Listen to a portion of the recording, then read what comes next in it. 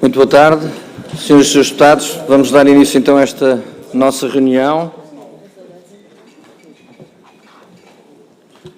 Portanto, esta reunião, o primeiro ponto da ordem de trabalhos da nossa ordem do dia é a audição ao Conselho Geral Independente da Rádio e Televisão de Portugal. E, portanto, estão presentes como membros da delegação do Conselho Geral Independente da Rádio e Televisão de Portugal, Dr. Alberto Arnes de Carvalho, Ana Margarida de Carvalho, Dr. Alberto Arnes de Carvalho, Presidente, Ana Margarida de Carvalho, Vogal, António Granado, Vogal, Isabel Medina, Vogal e Pedro Jorge Braunen, é assim? Diretor do Secretariado Técnico. Senhoras e senhores deputados, como sabem, nestas audições, a primeira intervenção para a entidade que está aqui convidada por nós são 10 minutos e depois cada grupo parlamentar tem 5 minutos de primeira pergunta e resposta. Eu falei com todos os senhores grupos parlamentares no sentido de podemos ou não, mas de preferência toda a gente tem o seu acordo, como temos várias audições sobre o mesmo tempo, de não fazermos a segunda ronda. Mas pronto, é o que está apalavrado com todos. Portanto, neste caso, então, fazíamos esta audição dessa forma. Portanto, então, para começarmos, dava a palavra ao Sr. Presidente para uma intervenção inicial, 10 minutos. Tem a palavra, por favor. Muito obrigado. Sr. Presidente, senhoras deputadas, senhores deputados, queria em primeiro lugar apresentar os cumprimentos em nome do Conselho Geral Independente e desejar a todos um bom ano. Permitam-me que comece por recordar as principais atribuições e competências do Conselho Geral Independente. Escolher os membros do Conselho de Administração de acordo com um projeto estratégico para a sociedade proposto por estes, definir e divulgar publicamente as linhas orientadoras para a sociedade, às quais subordina o processo de escolha do Conselho de Administração e do respectivo projeto estratégico para a sociedade, e supervisionar e fiscalizar a sua ação no cumprimento desse projeto. Fica assim claro que o CGI não tem poderes de gestão sobre as atividades da sociedade, como está expressamente consagrado nos estatutos da RTP, nem pode determinar os conteúdos difundidos pelos diferentes serviços de programas de rádio, televisão e serviços a pedido. Tal não invalida que uma das relevantes atribuições do CGI seja, como estipula o artigo 13º, número 2 dos Estatutos, e eu cito, assegurar a independência da sociedade face aos interesses setoriais e ao poder político. A independência da RTP face ao poder político constituiu durante várias décadas, mesmo depois de 1974, um dos principais problemas da empresa. Todavia, se analisarmos a evolução do modelo de governação da RTP nas últimas 3 décadas, concluiremos que foram dados passos relevantes, como nomeadamente a criação de um Conselho de Opinião, no modelo alemão, um Conselho de Opinião representativo da sociedade civil, a inamovibilidade dos gestores antes do final dos seus mandatos, a criação de um Conselho Geral Independente cuja principal competência consiste na escolha do Conselho de Administração, a atribuição de poderes ao regulador dos média, nomeadamente o parecer vinculativo sobre a escolha da administração da empresa, dos diretores de conteúdos e o papel desempenhado pelos provedores da rádio e da televisão pública e, no futuro, certamente, também dos serviços não lineares da RTP. Malgrado estas alterações, a garantia da RTP face ao poder político continua a ser uma batalha inacabada. E há 2 matérias relativamente às quais entendemos que o poder político mantém prerrogativas que ainda podem condicionar inadequadamente a autonomia e a liberdade dos gestores e dos diretores da empresa. A primeira tem a ver com o modelo de financiamento. Importa recordar que a relevância do Serviço Público de Mídia, bem como a sua independência, continuam a constituir prioridades das políticas públicas europeias relativas à comunicação social audiovisual. As instâncias europeias, designadamente a Comissão Europeia, o Parlamento Europeu e o Conselho da Europa, aprovaram nas últimas décadas inúmeros documentos assinalando a importância do Serviço Público de Rádio e de Televisão, ou como agora tem sido apelidado, o Serviço Público de Média, constituindo a questão do operador público face ao poder político uma das matérias mais sublinhadas. O artigo 5º do recente Regulamento Europeu relativo à liberdade dos meios de comunicação social cuja aplicação direta em todos os Estados-membros, estabelece regras relativas às garantias de funcionamento independente do Serviço Público de Comunicação Social, incluindo não apenas procedimentos que terão de ser tidos em conta na nomeação das administrações da RTP, como regras exigentes sobre o financiamento dos operadores de serviço público. Relativamente à nomeação, estipula-se que os membros do Conselho de Administração deverão ser nomeados com base em procedimentos transparentes, abertos, eficazes e não discriminatórios e em critérios transparentes, objetivos, não discriminatórios e proporcionados previamente previstos a nível nacional.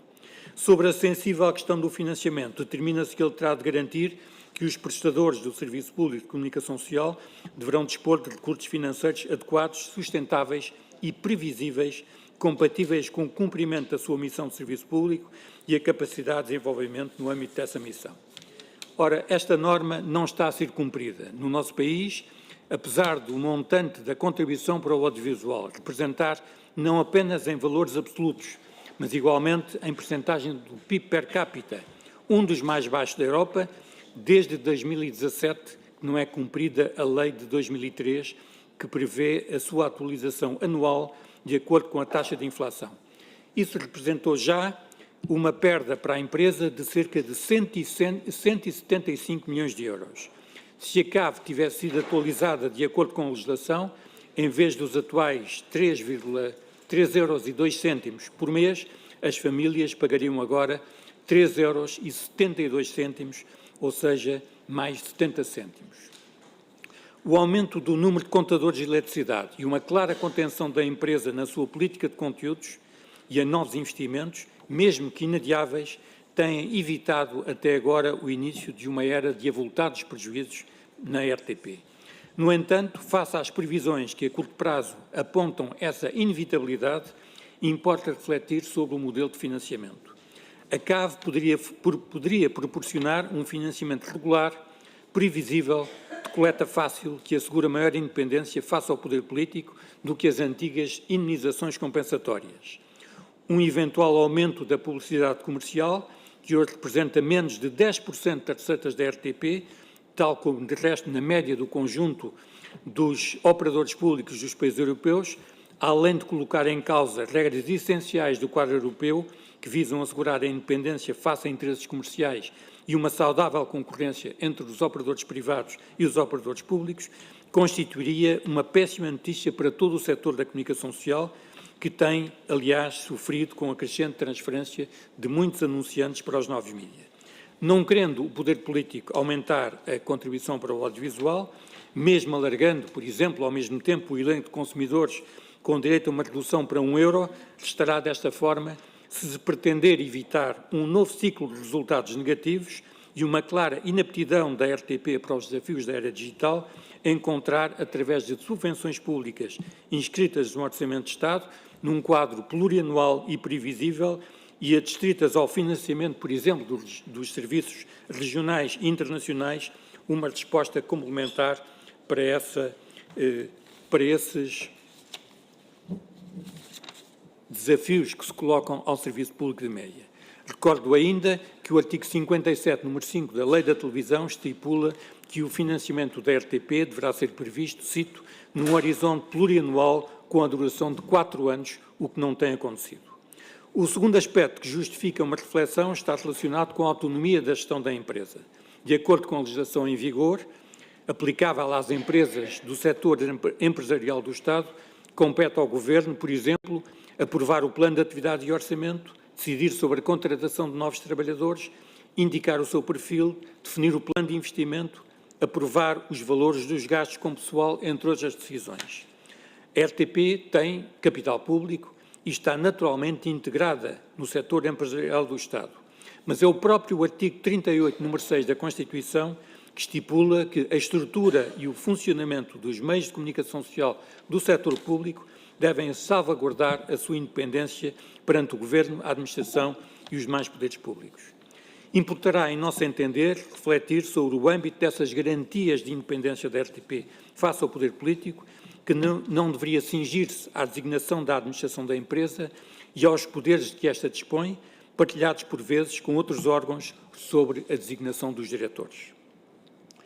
O CGI enviou há dias a esta Comissão Parlamentar, de acordo com a legislação em vigor, os relatórios de avaliação do cumprimento do projeto estratégico em 2024 e no primeiro semestre de 2025. Gostaríamos de sublinhar, conforme consta desses relatórios, que a RTP cumpriu na generalidade as disposições e as obrigações vertidas no contrato de concessão e as linhas de orientação definidas no projeto estratégico para a sua execução, ao nível do investimento na qualidade e na inovação de conteúdos, quer na rádio, quer na televisão, na aposta no digital e nas novas gerações, no reforço do contributo para a cultura e as indústrias criativas, no aprofundamento do valor da universalidade e na afirmação de uma empresa de referência no setor, tanto ao nível dos conteúdos como das boas práticas empresariais. Há, contudo, aspectos já assinalados em relatórios anteriores que podem e devem ser corrigidos ou melhorados, designadamente o cumprimento do plano plurianual da ERC referente às acessibilidades dos serviços de programas televisivos e dos serviços audiovisuais a pedido, por forma a garantir o acesso mais alargado aos conteúdos dos públicos com necessidades especiais. Finalmente, gostaríamos de salientar a relevância do serviço prestado pela RTP. Não se trata apenas de disponibilizar serviços de programas que a oferta do setor privado não proporciona. Recordo os serviços regionais e para a diáspora portuguesa. Reconhecer como prioridades dessa oferta, entre outras, o pluralismo, a diversidade, a qualidade, a inclusão das minorias, o apoio à produção independente, e recordo que de 2024 para 2025, de 2023 para 2024 houve um aumento de 33% neste apoio à produção independente, também a inovação e a valorização da língua e da cultura portuguesa e a imperiosa necessidade de um operador credível e de referência num panorama mediático em que a desinformação ganha contornos preocupantes. Nunca devemos esquecer o papel insubstituível da rádio pública no apagão. O Serviço Público de Média tem hoje novos e exigentes desafios decorrentes não apenas das novas formas de consumo, em que o consumo não linear é cada vez mais utilizado, e da concorrência dos novos mídia e de influentes empresas internacionais, como do próprio contexto mundial. A RTP Play, a produção para novos serviços e redes sociais, a definição de uma estratégia temática multiplataforma envolvendo a criação de processos de sinergia editorial entre rádio, televisão e digital e a modernização tecnológica da empresa não poderão, assim, deixar de constituir uma prioridade. Muito obrigado. Fica, então, à vossa disposição para as questões. Muito obrigado. Muito obrigado, Sr. Presidente. Vamos então dar início à primeira ronda. Quem vai usar a palavra é o Grupo Parlamentar do Partido Social Democrata, o Sr. Deputado João Antunes dos Santos. 5 minutos. Faz favor, Sr. Deputado. Tem que ser ali no púlpito, sim.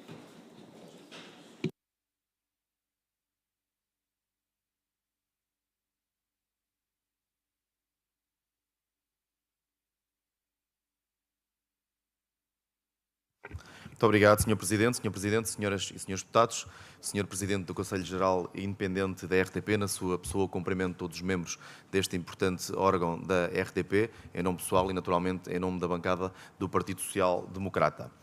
Recordar que, como o Sr. Presidente aqui fez e bem, que uma das competências deste órgão é a supervisão e fiscalização do cumprimento das obrigações de serviço público de rádio e televisão que decorrem do contrato de concessão celebrado entre o Estado e a RTP.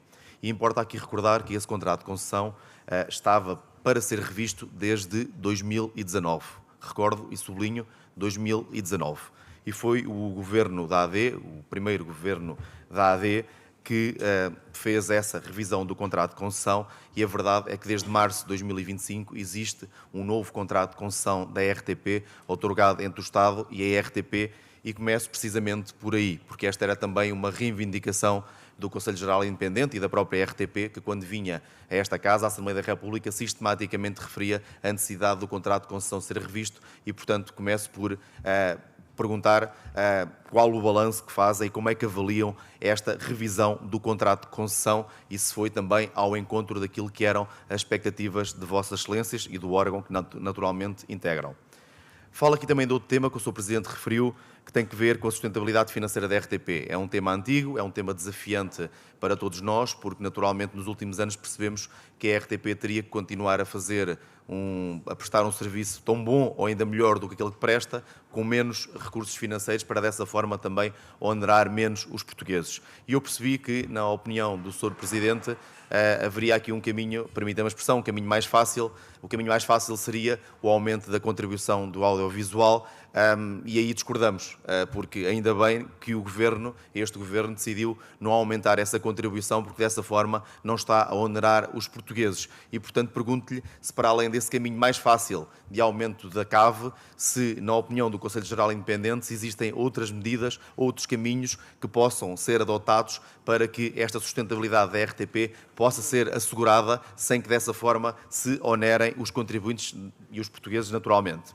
Pergunto também, tendo em conta as medidas que o Conselho de Administração tem tomado no que respeita à modernização e à reestruturação da empresa, que não tem merecido reparos, naturalmente, do Conselho Geral Independente, pergunto se consideram que essas medidas são positivas e são as suficientes para garantir essa sustentabilidade financeira da RTP e essa modernização que urge também para responder aos desafios dos tempos atuais. E aproveito também para perguntar qual é que é a opinião do Conselho Geral Independente sobre a transformação que foi feita na RTP3, que passou da RTP3 à RTP Notícias, procurando dessa forma ir ao encontro também de novos públicos, procurando dessa forma ter mais audiências, porque sabíamos que as audiências da RTP3 eram muito escassas, e pergunto qual é que é a opinião do Conselho Geral Independente sobre esta alteração.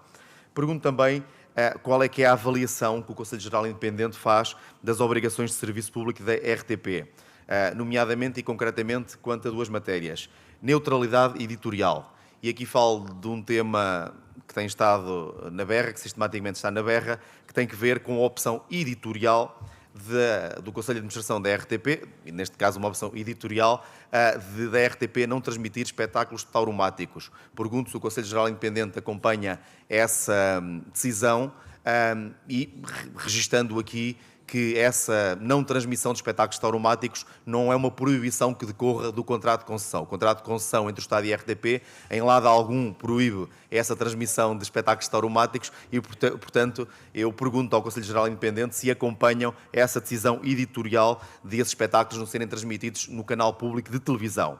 E relativamente às opções editoriais, questiono aqui também qual é que é a opinião, se tem posição do Conselho Geral Independente sobre dois temas que tiveram também aí na berra nos últimos tempos, infelizmente. Um relacionado com o acidente do elevador da Glória, em que, ainda no momento em que estavam a ser recolhidos os corpos das vítimas, a RTP estava a fazer diretos do local. E perguntamos se o Conselho Geral Independente tem opinião, se fez alguma coisa relativamente a este assunto, porque obviamente que aqui houve uma opção editorial, mas entendemos, parece-nos que não foi uma opção editorial correta de respeito por aquilo que o país estava a sofrer e, sobretudo, respeito pelas vítimas e pelas suas famílias. E também algo que também está relacionado com aquilo que é muitas vezes o sensacionalismo que é associado aos incêndios que acontecem todos os anos na época de verão, em que muitas vezes os canais de televisão, as televisões, e neste caso a RTP, infelizmente não é exceção, acabam por ir a reboque de algum sensacionalismo, ao invés de procurarem efetivamente ter uma informação verdadeira, uma informação isenta, uma informação imparcial, mas vão na busca ou ficam reféns desse sensacionalismo que decorre dessas tragédias, não respeitando dessa forma também as vítimas e aproveitando-se em certa medida do desespero, da revolta e da tragédia que nesse momento assola as pessoas e o país. E por fim, e mesmo para terminar, porque já ultrapassei o tempo, perguntar também em que medida é que a RTP pode contribuir para esse desafio tão atual que é o combate à desinformação, que são as fake news, e sendo a RTP uma estação de serviço público, em que medida é que também pode dar o exemplo para que essa obsessão das audiências e dos lucros também não atropele aquilo que são os deveres de informação, os deveres de imparcialidade, os deveres de isenção, e pergunto em que medida é que a RTP pode contribuir para esse desafio, que é combater efetivamente as fake news. Muito obrigado. Muito obrigado, Sr. Deputado. Eu peço que cumpram com o tempo. Portanto, eu fiz aqui uma exceção para não estar a interromper a intervenção, mas pedia que tivessem atenção para que, senão, isto depois começa a ser muito difícil gerir, senão tenho que cortar a palavra, não queria fazer isso a ninguém. Sr. Presidente, tem a palavra, 5 minutos, faz favor. Muito obrigado. Vou procurar responder sucintamente ao vasto conjunto de perguntas interessantes que colocou.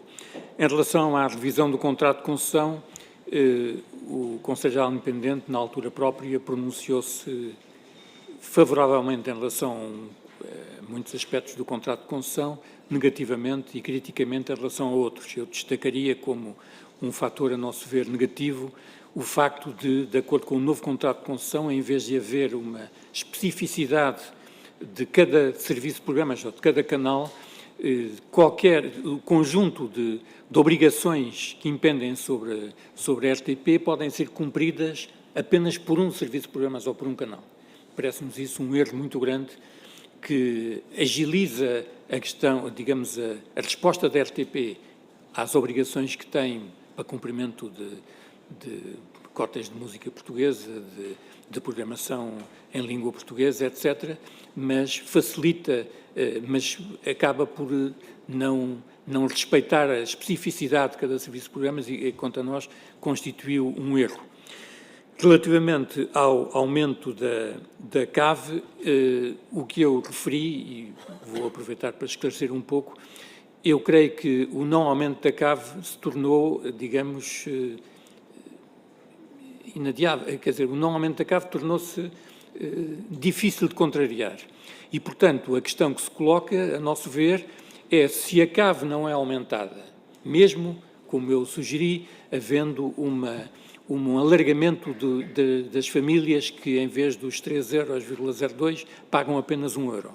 Mesmo havendo esse alargamento, se o aumento da CAV não é possível, então o Estado deveria responder com uma subvenção pública inscrita no Orçamento de Estado.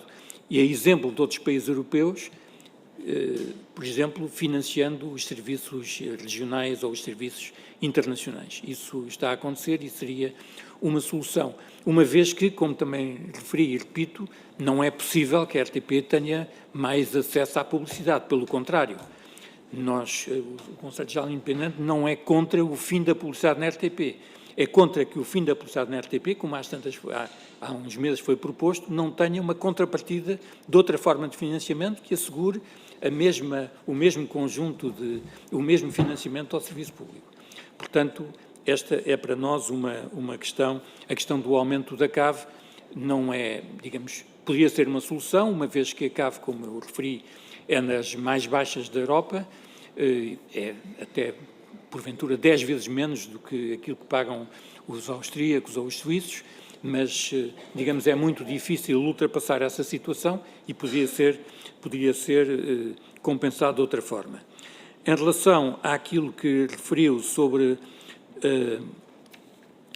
eu tenho aqui, a modernização da RTP3, nós, enfim, não nos compete estar a apreciar ou a acompanhar, mas podemos, de uma forma geral, acompanhar essa situação e pensamos que foi positivo o esforço que tem sido feito na empresa de modernização da RTP3, agora a RTP Notícias, da sua linha gráfica, etc. Vemos que há uma oferta mais qualificada que é importante registar.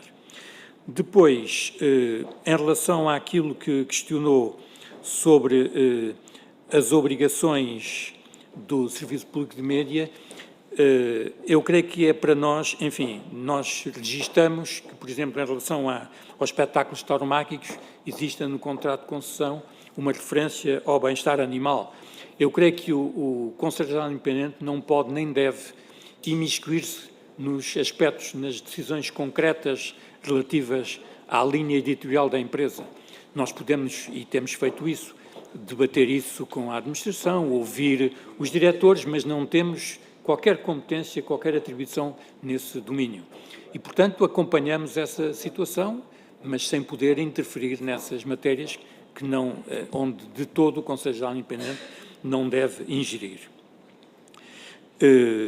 Depois, a mesmo direi, relativamente aos exemplos que deu, do elevador da Glória, dos incêndios, eu diria outros aspectos que, porventura, mais recentes que também levantaram alguma polémica. É uma matéria em relação à qual o Conselho Geral Independente gosta de estar informado, mas não deve interferir, não deve intervir, não está fora do alcance e, inclusivamente, não é apenas uma questão de outros setores da empresa, como também é uma questão até do regulador dos mídias. Esse, sim, pode interferir sobre essa matéria. Em relação ao combate à desinformação, eu penso que um serviço público de mídia que seja exemplar no rigor informativo, na pluralidade de vozes, no combate à desinformação, que seja uma referência no setor, é uma forma como a RTP pode combater o crescendo de desinformação que existe, dado o fim, nos últimos anos, do monopólio da comunicação social no espaço público em matéria de conteúdos. Hoje em dia, os serviços de comunicação social têm uma nova concorrência, muitas vezes, de desinformação e, portanto, é cada vez mais importante que eles permaneçam com uma visão e com uma oferta perfeitamente rigorosa e competente. Muito obrigado. Vamos dar agora a palavra ao Grupo Parlamentar do Chega. Deputada Sónia Monteiro, tem a palavra. 5 minutos, Sr. Deputado. Já chegou.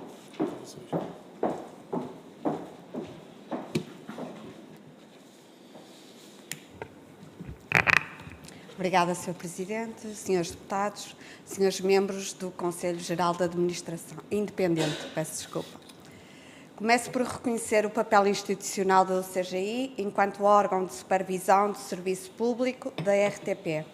Essa função é essencial num serviço financiado maioritariamente pelos contribuintes. Contudo, após a análise dos relatórios e da autoavaliação do Conselho de Administração, subsistem dúvidas sérias sobre a eficácia dessa supervisão, num contexto em que a RTP apresenta capitais próprios negativos, agravamento dos resultados e crescente dependência do financiamento público, sem que fique claro o impacto real das decisões tomadas.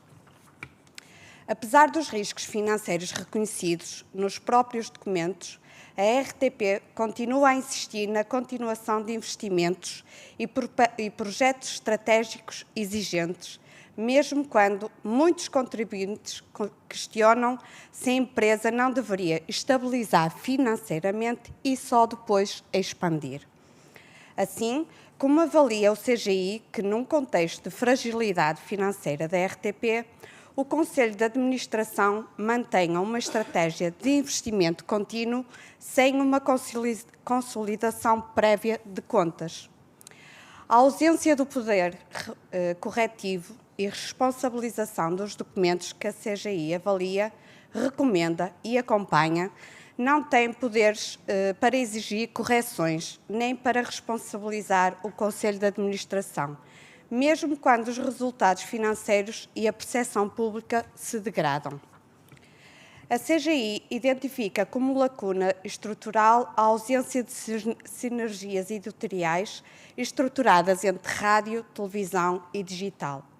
Esta constatação é particularmente grave quando falamos de uma empresa com elevados custos, com recursos humanos e pressão financeira constante. Se as plataformas continuam a funcionar de forma compartimentada, isso significa duplicação de meios, duplicação de conteúdos e desperdício de recursos pagos pelos contribuintes.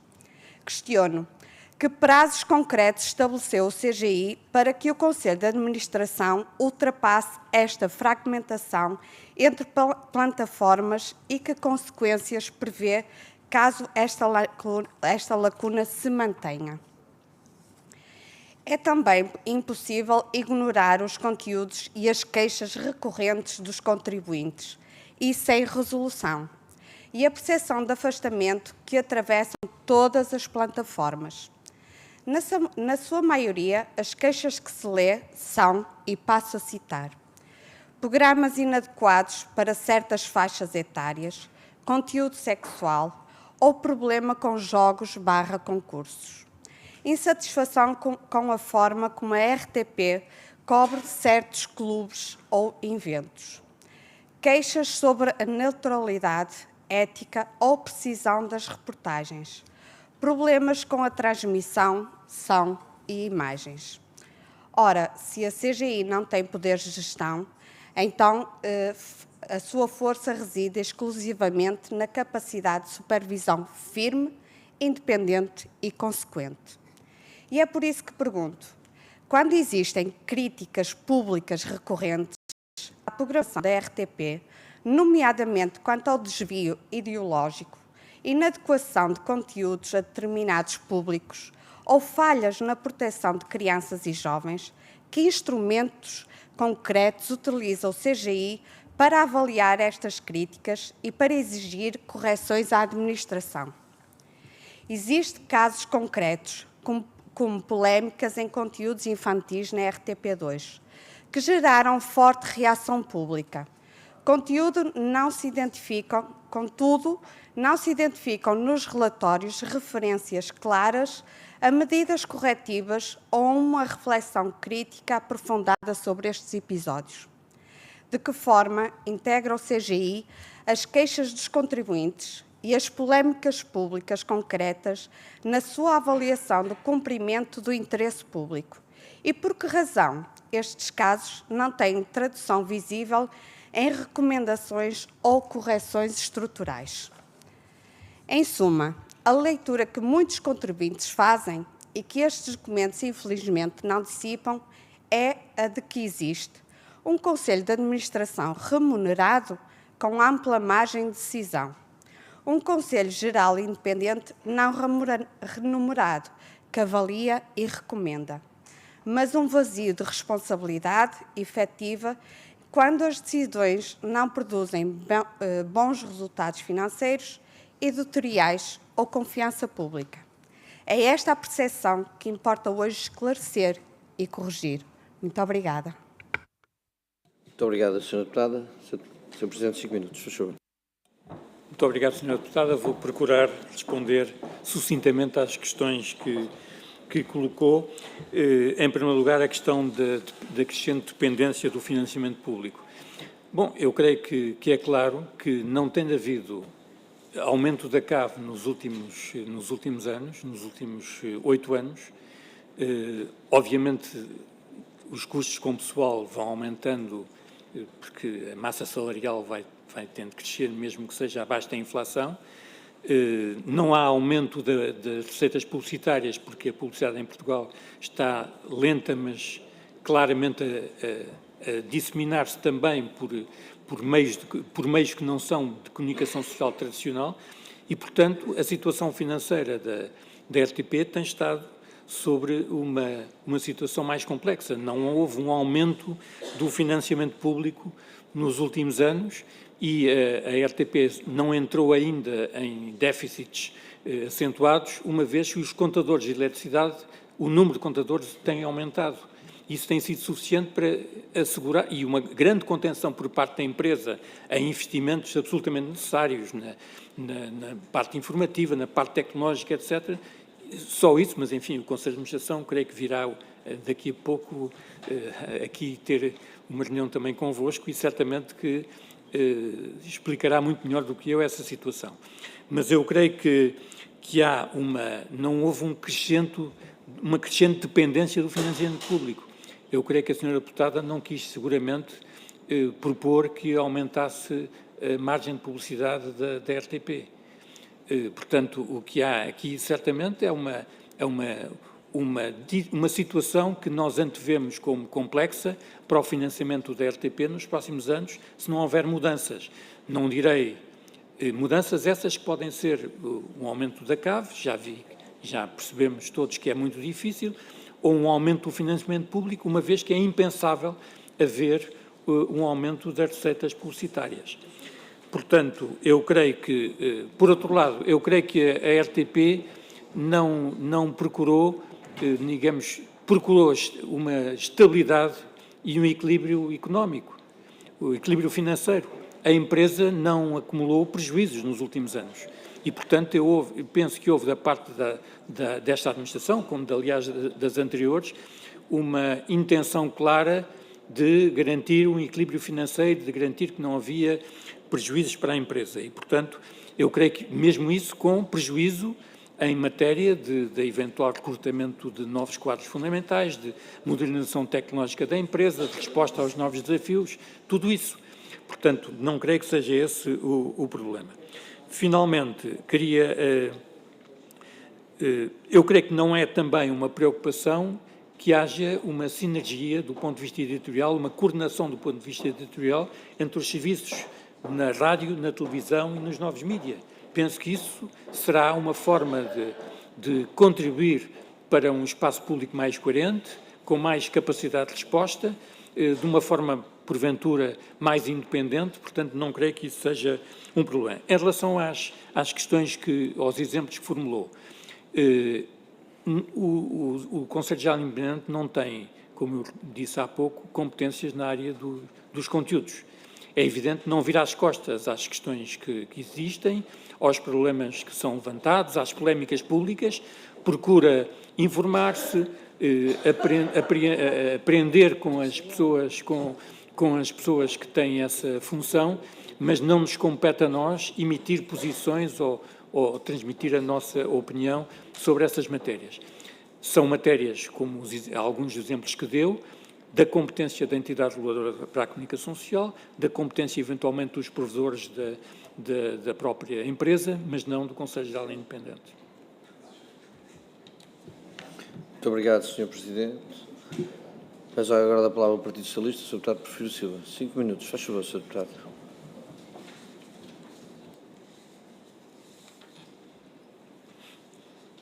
Obrigado, Sr. Presidente. Senhores deputados, senhoras deputadas, bom ano para todos. Queria começar por cumprimentar, em nome do Grupo Parlamentar do Partido Socialista, o Sr. Presidente do Conselho Geral Independente e os demais membros aqui presentes. Bom, no tempo que tenho e para procurar respeitá-lo, não vou alongar-me sobre a questão da sustentabilidade financeira, já percebemos que é uma preocupação, já foi perguntado 2 vezes sobre isso, não vou insistir, mas manifestamente não é uma variável que possa ser isolada de outras variáveis, como a independência do poder político e o papel do serviço público de rádio e televisão no país e na cultura portuguesa. Então, deixando essa questão, ia colocar-lhe duas outras questões. Por um lado, a questão da produção e distribuição multiplataformas e tudo aquilo que está ligado às possibilidades e aos desafios abertos pelos desenvolvimentos tecnológicos, mas que, por sua vez, implicam também outras abordagens em termos organizativos, em termos de gestão dos recursos humanos, em termos de trabalhadores, a questão específica da inteligência artificial, quer no jornalismo, quer na gestão empresarial, e a relação que tudo isso tem com a dinâmica que a empresa consegue ter na relação com novos públicos e na competição com médias não tradicionais que tendem, pelo menos algumas vezes de forma prejudicial à conformação da opinião pública, a disputar o espaço qualificado dos média tradicionais. E, portanto, a pergunta é sobre a forma como o Conselho Geral Independente vê a forma como a empresa está a abordar.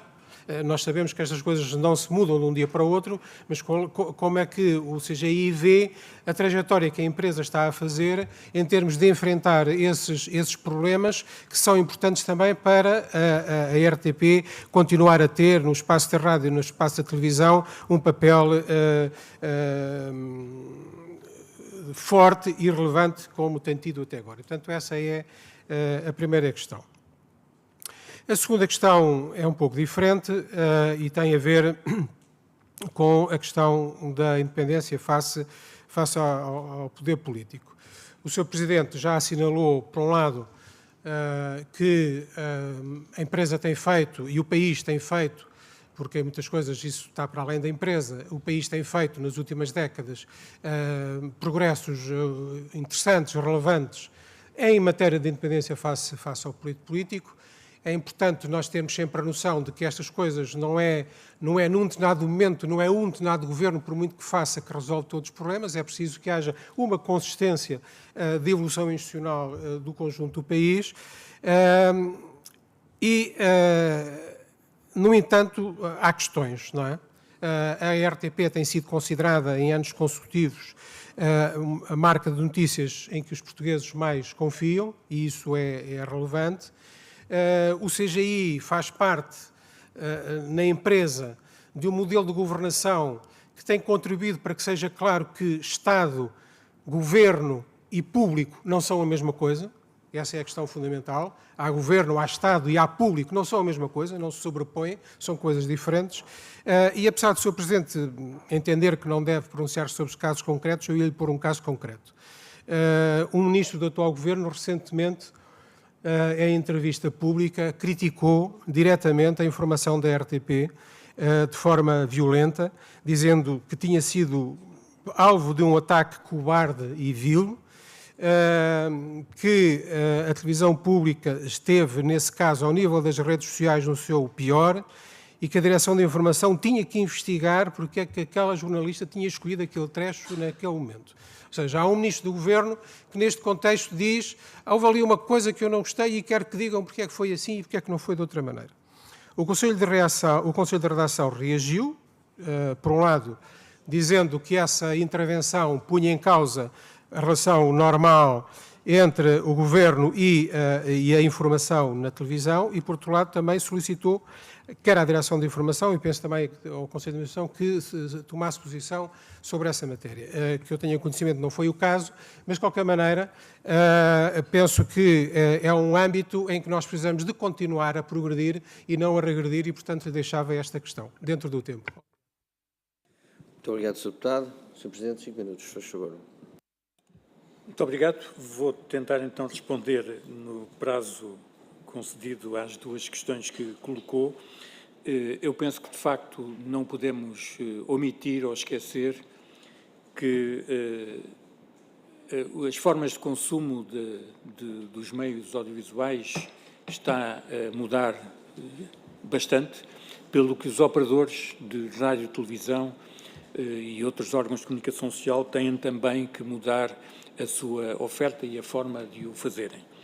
Eu, por exemplo, recordo, há uma expressão inglesa que define bem as novas formas de consumo, que é at a what, ou seja, os consumos são hoje consumidos anytime, anywhere, any device. Por outro lado, os documentos internacionais, nomeadamente sobre o Serviço Público de Média, mas não só, têm também uma crescente referência a essas novas formas de consumo, aos novos desafios, às novas tecnologias. E hoje, com a inteligência artificial, como citou, e a inteligência artificial generativa, esses desafios são ainda mais relevantes. E, portanto, esse é um desafio que obriga os operadores de televisão, sejam eles do setor público, sejam eles do setor privado, que obriga os órgãos de comunicação social todos a adaptarem-se, a adequarem-se com novas tecnologias, com novas formas de intervenção aos novos desafios e às novas formas de chegar a todos os públicos. E, portanto, isso obriga, no caso do Serviço Público de Média, obriga a refletir também sobre que investimentos devem ser feitos nas áreas tecnológicas, que mudanças devem ser operadas na forma de organização das empresas, como é que se chega a esses públicos de uma forma eficaz. Portanto, são novos desafios que fazem com que o Serviço Público de Média, neste caso, não possa ficar parado, à espera, vendo a tecnologia e as formas de consumo a mudarem e ele próprio a não modificar nada. Não é possível essa resposta. Em relação à segunda questão que colocou, eu creio, e referindo concretamente o episódio do Ministro da Educação, eu suponho que, nesta matéria, quem deve pronunciar-se sobre esta questão é a entidade reguladora para a comunicação social. Não sei se o Ministro da Educação fez alguma participação à entidade reguladora para a comunicação social, mas, de qualquer forma, eu creio que não é seguramente o Conselho Geral Independente que deve pronunciar-se sobre se houve ou não uma interpretação adequada do discurso no noticiário televisivo. Penso que isso é responsabilidade da entidade reguladora e se alguém quer intervir contra a RTP nessa matéria, deve recorrer, obviamente, à entidade reguladora. Não sei se isso foi feito ou não. Normalmente, o tempo de resposta da entidade reguladora é um tempo de resposta relativamente lento, porque tem uma fase processual que é exigente, mas, de qualquer forma, não compete ao CGI pronunciar-se sobre isso. Muito obrigado, Sr. Presidente. Vai usar agora da palavra o deputado da Iniciativa Liberal, Rodrigo Saraiva. 5 minutos, Sr. Deputado, faz favor.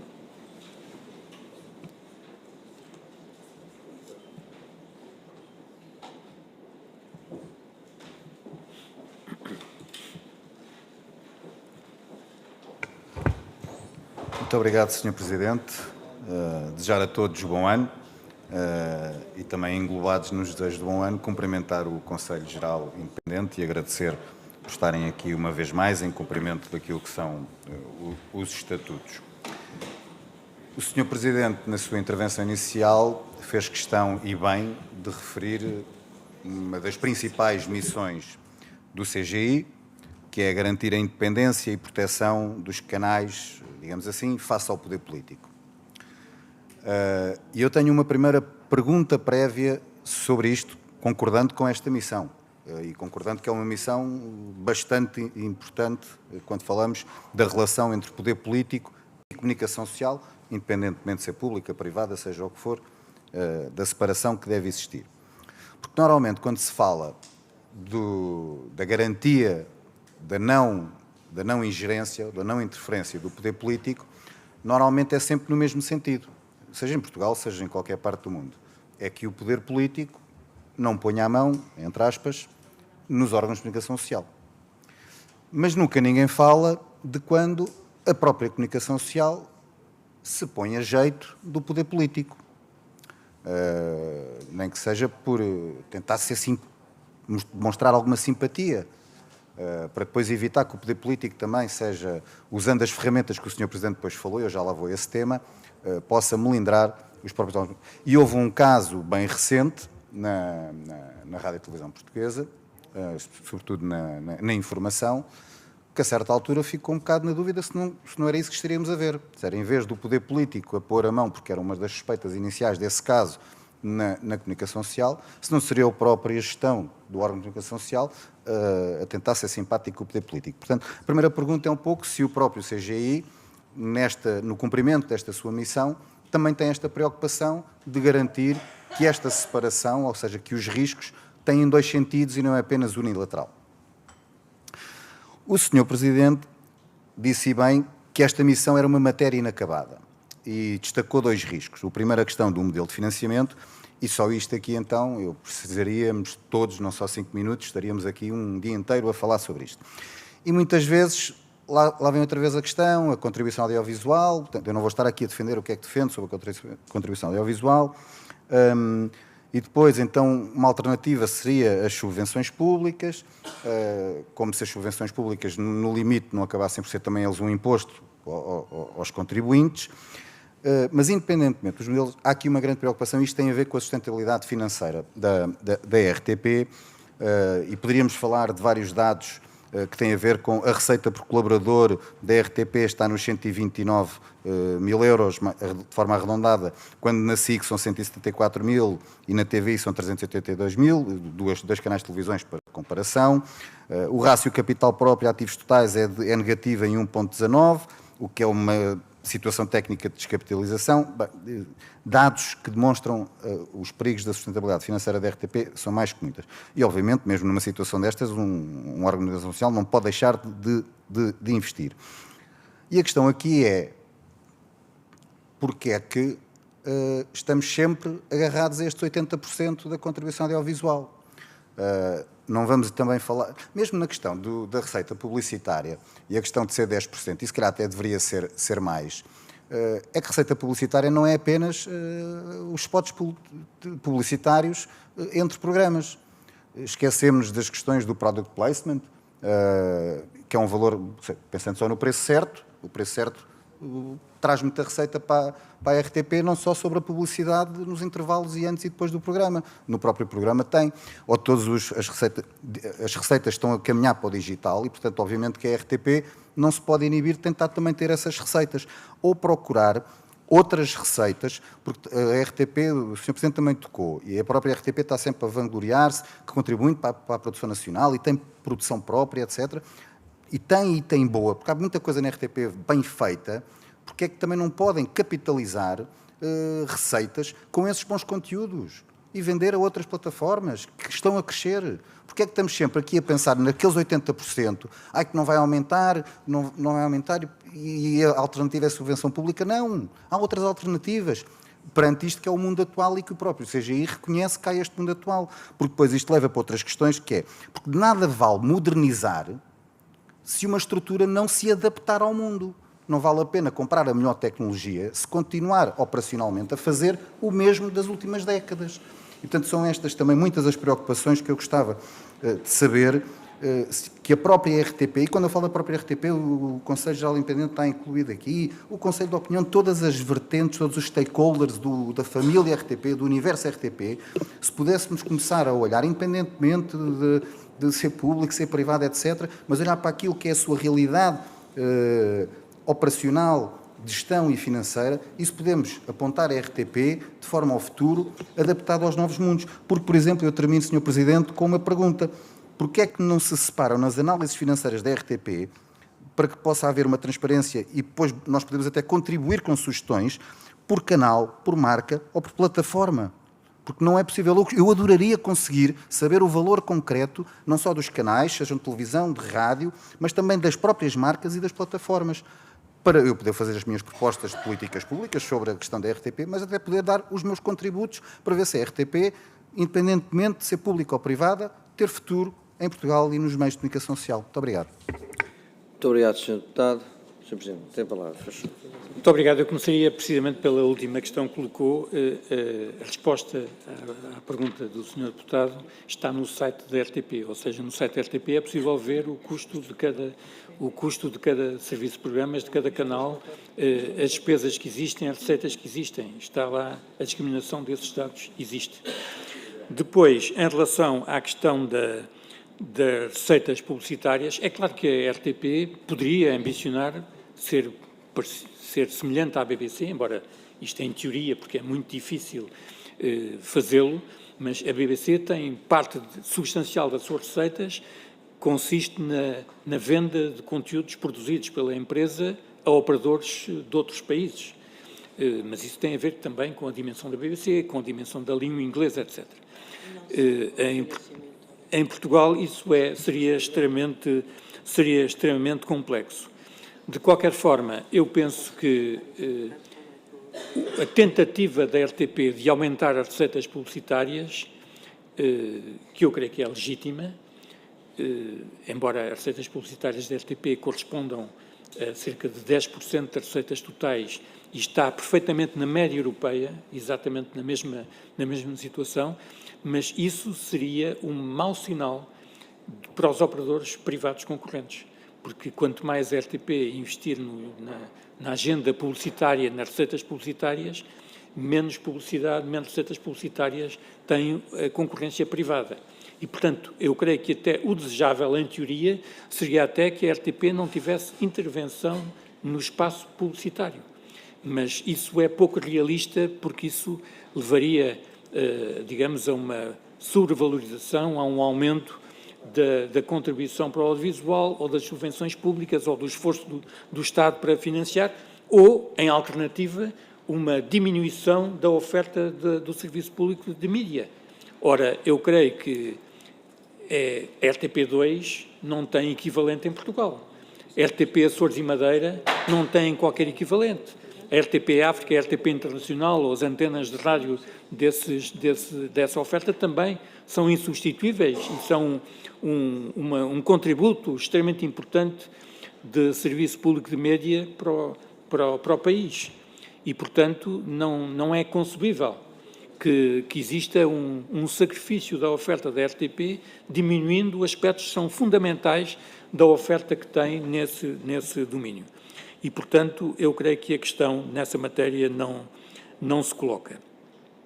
Relativamente à questão da independência, eu creio que, digamos, o Conselho Geral Independente, eu tive a ocasião de destacar os passos que foram dados nas últimas décadas sobre a independência da RTP. Aliás, até aproveito para referir que há países europeus onde, por via da entrada em vigor do recente Media Freedom Act, o Regulamento sobre a Liberdade da Comunicação Social, estão a ser concebidas mudanças importantes nos estatutos das empresas do serviço público, como é o caso da Irlanda, como é o caso da Suécia, como é o caso da Dinamarca.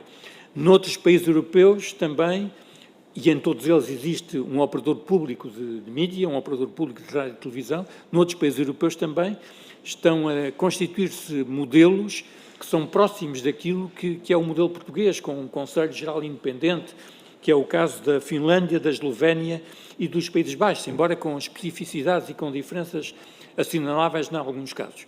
Mas, de qualquer forma, a questão da independência do operador público de mídia face ao poder político é uma preocupação existente à escala europeia. Daí que não é por acaso que no regulamento dos serviços, no regulamento sobre a liberdade da comunicação social, um dos artigos, o artigo 5º, seja expressamente consagrado para essa independência face ao poder político. Muito obrigado, Sr. Presidente. Dava agora a palavra ao Sr. Deputado do Partido Comunista, Alfredo Maia. Faz favor. 5 minutos, Sr. Deputado.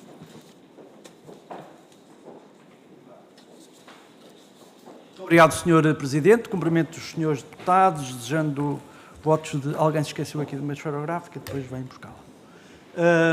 De bom ano, bom trabalho, cumprimento especialmente os nossos convidados e, para mim, também um cumprimento especial ao Sr. Presidente do Conselho Geral Independente, o Dr. Alberto Arões de Carvalho, dando a garantia de que o respeito e a estima que temos desde há muitos anos e de outras encarnações não prejudicarão, não contaminarão a independência da tarefa que hoje nos reúne aqui. Li atentamente o relatório de 2024, o relatório do primeiro semestre de 2025 e gostaria de dar conta de que há um conjunto de referências várias à aposta da RTP na inteligência artificial. Eu gostaria de fazer uma pergunta muito clara. E como é que nós vamos de inteligência natural? Isto é, eu não me refiro apenas, e já não seria pouco, aos problemas que são colocados, não só sobre a pressão que representa sobre a força de trabalho e em termos de qualidade, mas eu queria colocar um problema ainda mais chão e mais básico, que é a persistência de várias centenas de trabalhadores que continuam em situação precária. A situação essa que começa a ter efeitos financeiros sobre a empresa, desde logo por força de decisões judiciais que mandam a RTP integrar nos respectivos quadros os trabalhadores cujo vínculo não estava reconhecido. O Conselho de Administração tem respondido, e nomeadamente a instâncias do PCP, dizendo que só pode integrar aqueles que o Governo for autorizando a integrar. Problema que, aliás, o Sr. Presidente do CGI aqui referiu, ainda que noutros termos. E a pergunta que gostaria de fazer é em que termos, em que moldes, em que momentos é que o CGI pode ajudar a resolver este problema. Tomei boa nota, igualmente, do conjunto de recomendações que o CGI faz, designadamente a valorização da rede de correspondentes nas regiões. Eu já agora diria a talho de foice que também sim, fazem falta correspondentes nas regiões, mas também fazem falta correspondentes em algumas capitais e cidades importantes pelo mundo fora, o que coloca mais uma vez o problema das necessidades de financiamento da RTP, mas coloca, não é porque seja mau colocar, é porque isto remete para uma outra questão de fundo, que é exatamente qual é o modelo de financiamento do dos serviços públicos de rádio, televisão e multimédia, e saber qual é, e esta é uma reflexão para os legisladores, se nós precisamos se a RTP, se o serviço público de rádio e televisão precisa de dinheiro para fazer programas, ou se vai seguir o paradigma dos operadores privados, que sim precisam de programas para fazer dinheiro. E isto marca a diferença fundamental em relação à nossa perspectiva para a missão dos serviços públicos de média. Eu também tomei boa nota relativamente às referências feitas à convergência de meios, de plataformas, até às sinergias, em que grau é questão, qual é o caminho que é necessário traçar, mas eu gostaria de colocar ao CGI uma questão muito simples, é que riscos é que isso comporta? E que riscos é que comporta em três dimensões importantes. Por um lado, a intensificação do trabalho, não apenas na perspectiva estritamente laboral, mas também da qualidade do trabalho que é prestado, do escrúpulo até ético e deontológico nomeadamente na área da informação, que é feito. Eu não estou a pedir nenhum comentário em relação aos conteúdos. Se há matéria que nós respeitamos, é de facto a autonomia das direções, quer de informação, quer de programas, tendo para nós como absolutamente válido que o próprio poder de intervenção das administrações cessa exatamente no momento da nomeação dos diretores e, a partir daí, a ninguém é lícito interferir. A segunda dimensão é, e vou terminar, Sr. Presidente, é o afunilamento do pluralismo interno, não é? Uma vez que o menor número de pessoas a trabalhar para várias plataformas há de prejudicar essa exigência e, finalmente, saber em que medida uma medida que corre o risco de ser mais economicista do que outra coisa pode prejudicar a diversidade que a RTP está obrigada a garantir, até tendo em conta as suas obrigações, passo o pleonasmo, específicas em cada um dos serviços de programas. E disse. Muito obrigado, Sr. Deputado. Tem a palavra o Sr. Presidente. 5 minutos. Ajuda, Sr. Presidente. Muito obrigado. Muito obrigado pelas questões que colocou. Nós temos, obviamente, acompanhado a situação dos trabalhadores em situação precária e o facto de muitas decisões judiciais terem obrigado a empresa a incorporar esses trabalhadores. De facto, é claro que não é uma matéria que diga respeito ao Conselho Geral Independente, é uma matéria que acompanhamos, porque acompanhamos também a gestão do Conselho de Administração, as dificuldades que tem, e uma das razões que nos levou a enunciar essa situação na intervenção inicial, digamos, a situação da questão da dificuldade que há, da dependência que há de decisões do poder político sobre a incorporação de novos trabalhadores, novos contratos, tudo isso foi precisamente também essa situação. É de facto uma situação que acompanhamos, mas, perdoe-me que lhe diga, eu não ignoro que daqui a pouco terão aqui o Conselho de Administração, que estará muito mais próximo desta situação e conseguirá certamente com maior conhecimento e maior conhecimento e maior acerto falar sobre esse tema. Estou de acordo com aquilo que referiu sobre a rede de correspondentes nas regiões e nos diferentes países. O Serviço Público de Mídia tem que estar próximo das regiões, tem que estar próximo das populações, tem que estar próximo das diásporas, ou da diáspora portuguesa, tem que estar próximo dos locais dos locais mais importantes do globo, em termos de decisões políticas, económicas, etc. E, portanto, esse é também um desafio para o serviço público. Esse alargamento da rede de correspondentes, alargamento da situação dos correspondentes. Não se trata aqui, obviamente, ao contrário do que sucederia num operador privado, de saber se é rentável do ponto de vista económico ter esses jornalistas nessa situação ou não.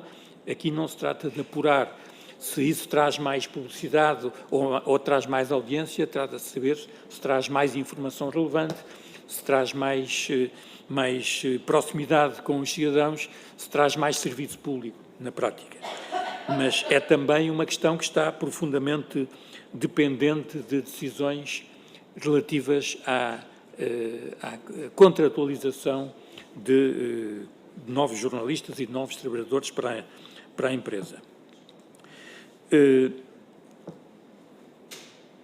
Depois, eu penso que, relativamente à última questão, eu confesso que escrevi aqui, tomei umas notas, mas não estou certo de responder exatamente àquilo que referiu. Eu penso que não creio digamos, a concretização de uma fase de colaboração entre os diversos meios de comunicação, a colaboração e as sinergias entre a parte radiofónica, a parte televisiva, a parte dos novos mídia, signifique menos diversidade, menos pluralismo, menos concorrência, menos diversidade. Eu creio que isso poderá facilitar até uma presença mais vasta do operador em diversos locais e, portanto, poderá não ter essa consequência negativa, como formulou. Muito obrigado, Sr. Presidente. Vamos agora para uma intervenção, o Sr. Deputado Paulo Núncio, do CDS, portanto, é a última intervenção desta... Faz favor, Sr. Deputado. Muito obrigado, Sr. Presidente. Queria, em primeiro lugar, cumprimentar os senhores deputados, o Sr. Presidente e membros do Conselho Geral Independente aqui presentes. A RTP tem um papel fundamental na promoção e difusão da cultura e do património português. Aliás, a RTP orgulha-se, e com razão, na nossa perspectiva, de ter a maior oferta de programas de cultura e de entretenimento nos canais generalistas portugueses. Mas há um pequeno grande irritante nesta matéria. Na sua oferta cultural, a RTP esquece, ou como sabemos, ignora, uma parte fundamental da cultura nacional, a tauromaquia. A tauromaquia é, nas suas mais diversas manifestações, parte integrante da cultura popular portuguesa. É-o na prática e é-o também de acordo com a lei portuguesa, uma vez que é equiparada a outros espetáculos artísticos e culturais. Mas é mais do que isso. É vida, é campo, é património, é tradição de há muitos séculos ligadas ao povo português e é também forma de sustento de milhares e de milhares de portugueses por esse país fora. Por isso o CDS protestou em 2021, quando foi tomada a decisão de impedir a continuação da transmissão de espetáculos tauromáquicos no canal público português. É perfeitamente legítimo que não se goste de espetáculos tauromáquicos, mas o gosto não pode ser critério para a transmissão ou não de espetáculos artísticos no canal de serviço público.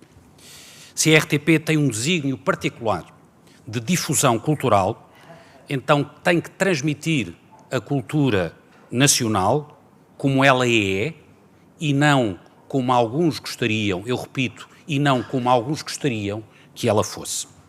E por isso pergunto-lhe, há algum impedimento do ponto de vista legal, contratual ou regulamentar que impeça que a RTP retome a transmissão de espetáculos tauromáquicos no canal público? Se há, quais são e onde estão? Já agora ao pormenor.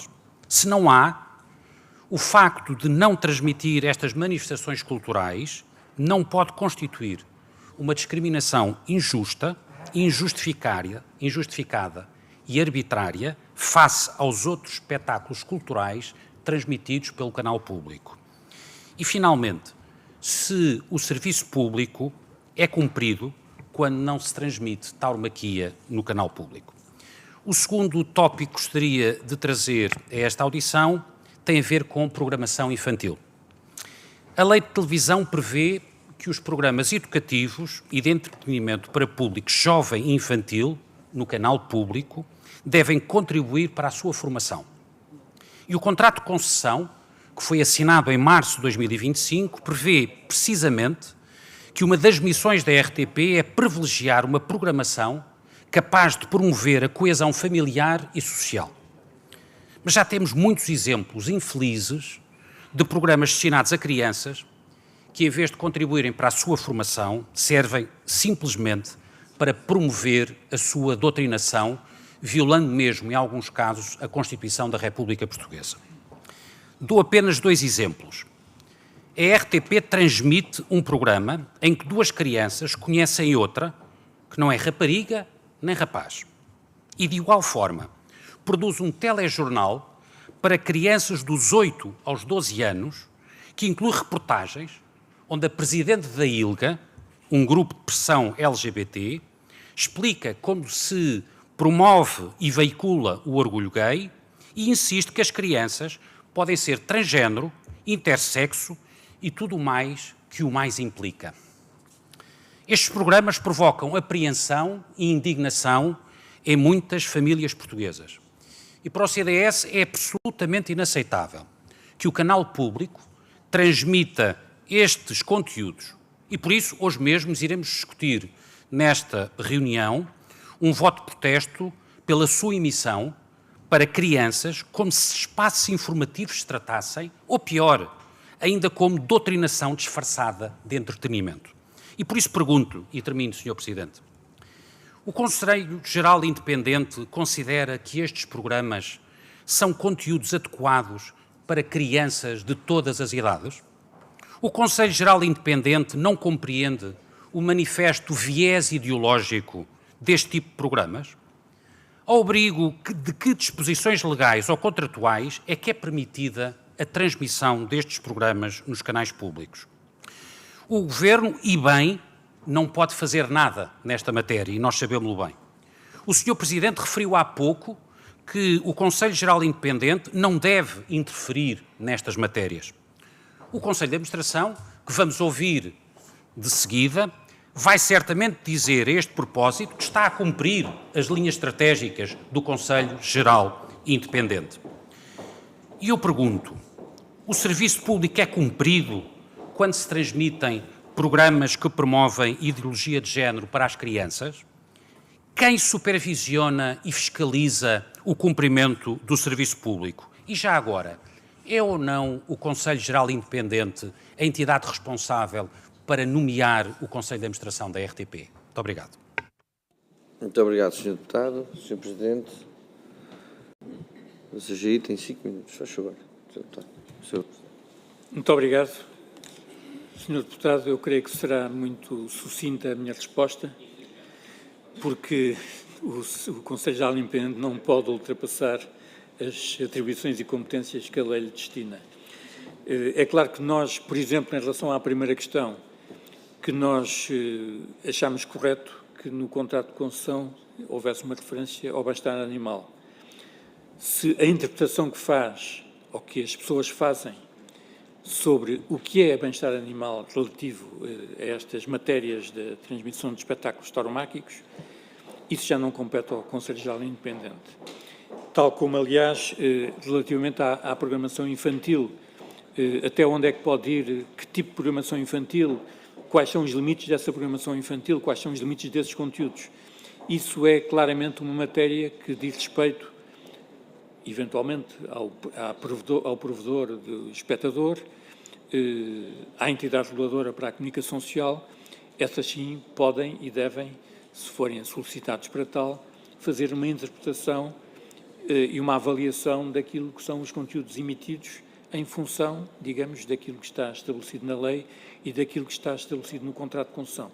O Conselho Geral Independente deve estar e está atento a essas questões, procura informação e procura ouvir as diferentes entidades sobre essa questão, mas num caso destes pode ouvir, obviamente, o diretor da RTP2, mas a decisão sobre essa matéria não compete ao CGI e creio que também não competirá ao Conselho de Administração. Compete aos responsáveis editoriais. Nós não podemos querer independência do serviço público face ao poder político, ou independência do serviço público e depois interferir, nós, Conselho Geral Independente, nos conteúdos que são da responsabilidade dos responsáveis editoriais, ou seja, dos diretores, e eventualmente, digamos, observados e avaliados também pelo provedor e pela entidade reguladora para a comunicação social. Muito obrigado, Sr. Presidente. Agradeço a disponibilidade da CGI e então vamos parar um bocadinho esta reunião por 5 minutos para iniciarmos depois a seguinte audição com também a Conselho de Administração da RTP. Muito obrigado mais uma vez pela sua disponibilidade obrigado.